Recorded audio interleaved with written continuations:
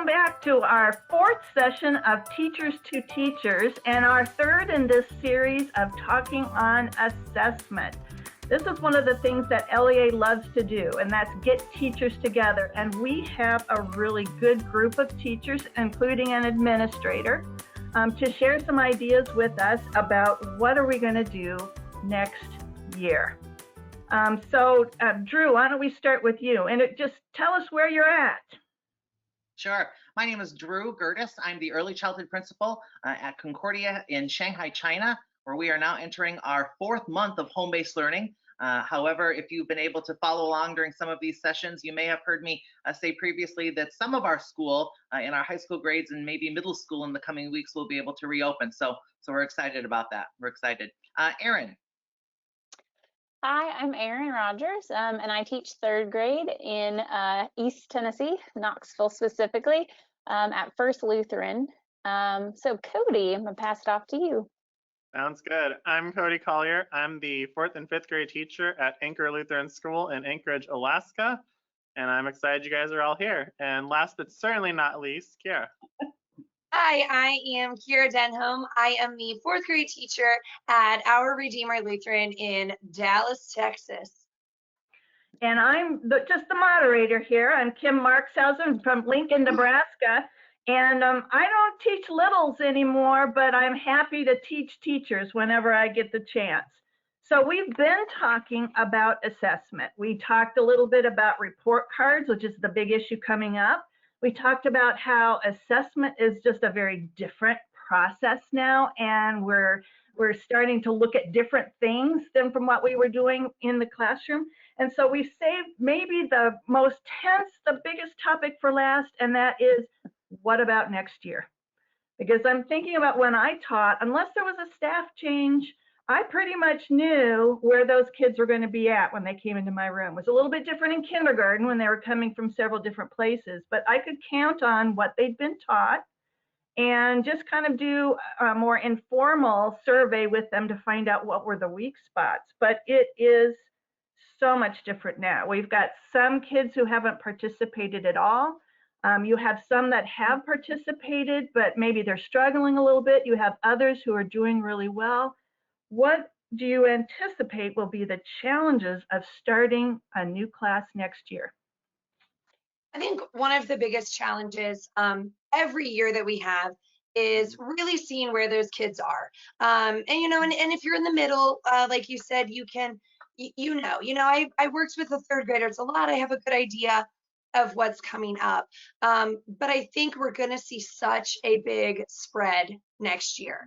I know my school uses the MAPS testing, so we're very excited to do that, and hopefully already like first week, hey, welcome to school, take this test. We want to kind of see where you are, and I know the kids are going to hate that, but being able to do those informal or formal assessments and try and see, all right, who got some of this and that, and where are we, and how do we bring this together? Yeah, I think one of the wonderful things about teaching at a Lutheran school is that we're a smaller community. So we know the teachers, below the grade below us and the grade above us, and have good relationships with them, and also know the kids. So being able to communicate with our fellow coworkers and figure out, who were the kids that, were participating a lot during these times. What areas do I need to hit really hard at the beginning of third grade? What things just like we had to completely cut out that we normally would have gotten to, that we need to circle back to right at the get-go. So I think being able to communicate with each other is wonderful. I think Go ahead, Cody. Go ahead. No, you go ahead first. I think one of the things that I frequently think about that I think is almost beautiful in some senses is we really do have the ability, especially in Lutheran schools, to really control the pace of how classroom learning is going. So like, kind of like Erin and Kiara said, you're going to have those places where you're able to assess right away to see how things are, and you can use your colleagues to help you really page where kids are at. I definitely look forward to being able to share with our 6th grade teacher here how I felt 5th graders were doing and where I think their holes are going to be at. And I think that's where the nice thing with pacing comes into play, because, you know, a lot of our curriculum in many senses kind of starts out with a review in some senses. And so we can use that to our advantage. And then when we come to those places where there are holes, we know that we're going to be able to take the longer time to do that. And so I think in some cases, you know, there can be anxiety and thinking about like where are the shortfalls and the kids going to be at. But at the same time, I hope we all remember that we can play to their strengths and build the confidence up right away going into things, and then use those times later to intentionally like delve and catch up where those gaps are. And in weird ways, the gaps might not be as big as we realize for all we know. Yeah, there's a lot of unknowns. I'm glad you mentioned that, Cody. There are so many unknowns, and I think that's probably what causes some of the anxiety around this topic. I know some of the teachers that I work with, they're not ready to even think about this yet because they're still in this school year. And so thinking about how they would start the next school year has already caused them some sleepless nights and some anxiety. And I really think there are 3 prongs. You know, as an administrator, I think of 3 prongs to this topic.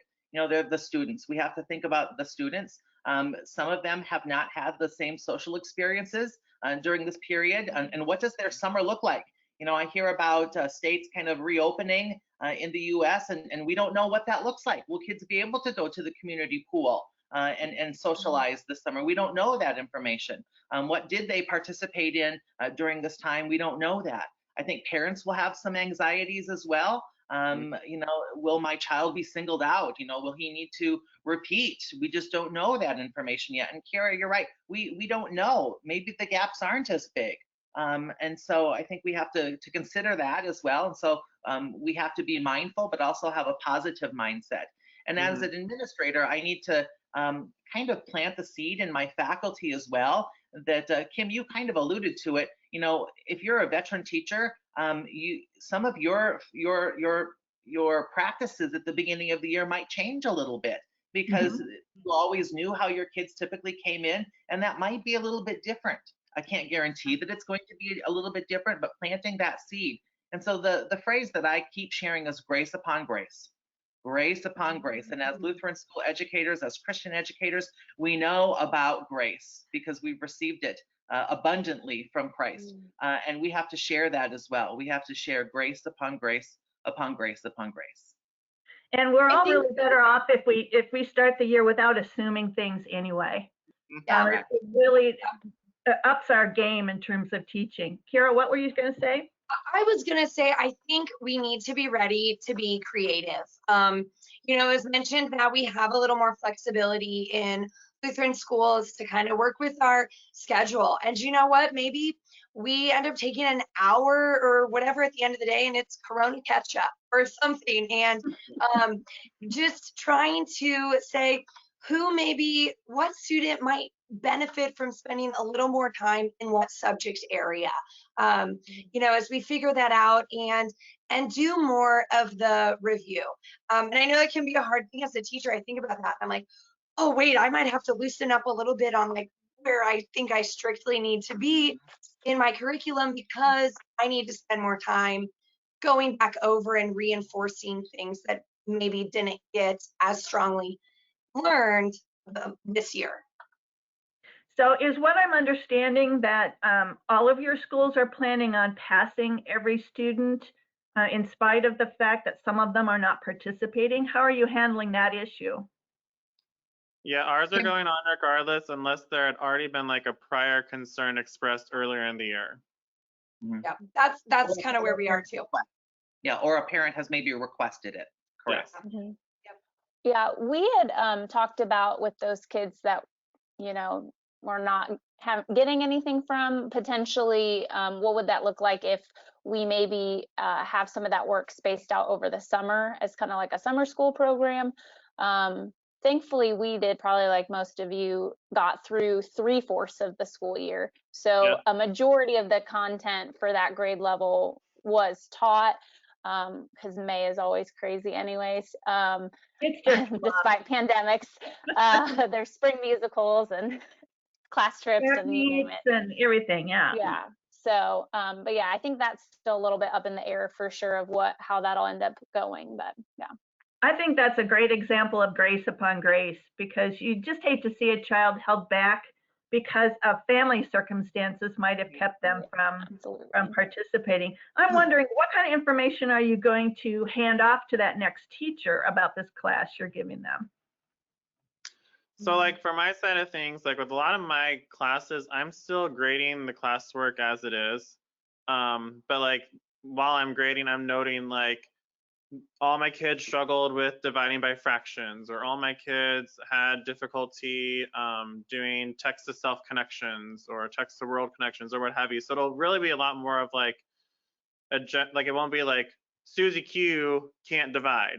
It's not going to be that. It's going to be as a class, as a group, they all seem to struggle a little bit with this. So when it comes around to that, when you teach that this year, you might want to spend a little bit more time on that. Or maybe they got it better than I realized and they're great, but like you can assess that, but at least you can know where the holes might be. Yeah. Instead of really just dwelling on, you know, this kid's going to be a pain for you, this kid's going to be fabulous. You know, it'll be more of a whole class mentality instead of just individual students. I think collaboration and teacher conversation will be critical as well. So I'm just going to use Erin and Kiara as an example. If Erin has a group of students that she's passing on to Kiara next year, they really need to talk well. They need to talk well, more than what they typically would. At our school, because we're a little bit larger and we have multiple classrooms per grade level, we're actually doing some student looping just to keep our classroom communities intact because of the friendships that they only had a half a year. And so they have a virtual friendship, you know, during their classroom connections if they're able to engage, but we want to help that. And we believe that keeping the classroom communities connected can be helpful for that teacher as they begin the next school year too. But just a lot of collaboration and a lot of connections and talking with our teachers. And we have to provide time for that. And in larger schools, Drew, I feel like that's going to make a huge difference because you're not working on developing a whole nother social dynamic right away, again, with a new school year. Yeah. So I think that'll probably play out a lot better than most people would realize. Yeah. Well, let's wind this up now because we've got one of those lulls.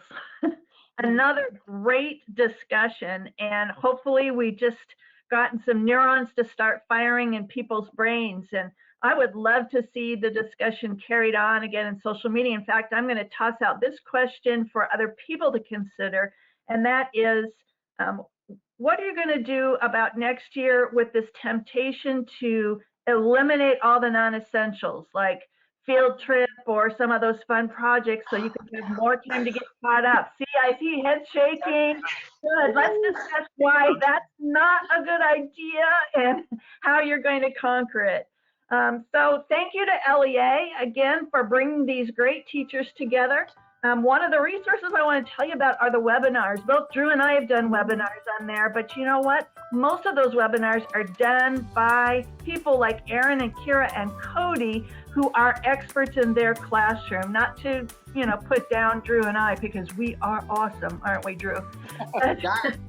I get it from you, Kim. I get it from you. Yeah, right. That's right. But those webinars are worth digging into and listening to, especially if there's a particular area that you want to think about over the summer. So a big thank you to Drew and Erin and Cody and Kiara from all over and helping us with this discussion. And thank you to those of you who are listening. God bless you. God is with you, and he is helping you every step of the way, even when it doesn't feel like it. That's what I always told myself when I had a stat test the next day. But it's true for every kind of teaching. So thank you. Thanks, everyone.